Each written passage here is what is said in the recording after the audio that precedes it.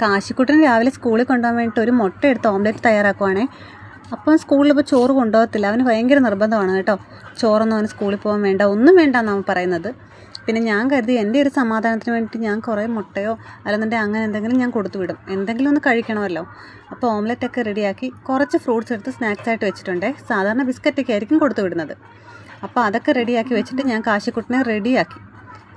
അവനെ കുളിക്കുമ്പോൾ തൊട്ട് കരച്ചിലാണ് കേട്ടോ. ഇതിപ്പോൾ വീഡിയോയ്ക്ക് വേണ്ടിയായിട്ട് അതിൻ്റെ ഒരു ഫോമാണേ കാണിക്കുന്നത്. പിന്നെ ഞാൻ കരുതി എന്തായാലും കുളിയൊക്കെ കഴിഞ്ഞതല്ലേ, ഒരു കുറി ഇരിക്കട്ടെ എന്ന് കരുതി ഒരു കുറിയും വരച്ചു കൊടുത്തു. കുറച്ചുകൂടെ കഴിഞ്ഞാൽ ഈ കുറിയൊന്നും കാണത്തില്ല കേട്ടോ. പിന്നെ എന്നേക്കാൾ മുമ്പേ തന്നെ അവൻ ചാടി ഇറങ്ങി. കുറച്ച് നേരത്തേക്ക് കാണുമോ ഈ ഉത്സാഹം. ഞാൻ പറഞ്ഞില്ലേ, ഇതാ വഴിയിലെത്തിയപ്പോൾ തന്നെ അവൻ സ്റ്റോപ്പായിട്ടുണ്ടേ. അവനറിയാം കേട്ടോ സ്കൂളിലോട്ടുള്ള വഴി. പിന്നെ അവൻ എൻ്റെ കയ്യിൽ പിടിച്ചിങ്ങനെ ചിണുങ്ങിക്കൊണ്ടിരുന്ന ക്യാമറ കാണുമ്പോൾ മാത്രം അവനെ ആറ്റിറ്റ്യൂഡിൽ നിന്ന് മാറ്റും.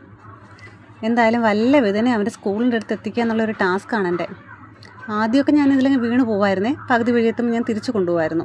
പിന്നെ എനിക്ക് മനസ്സിലായി കേട്ടോ. എന്തായാലും സ്കൂളിലെത്തി. ടീച്ചറിന് മുമ്പിൽ വെച്ചുള്ള കരച്ചിലായിരുന്നേ. ഒരു 5 മിനിറ്റ് നേരത്തേക്ക് ഇത് കാണത്തുള്ളൂ.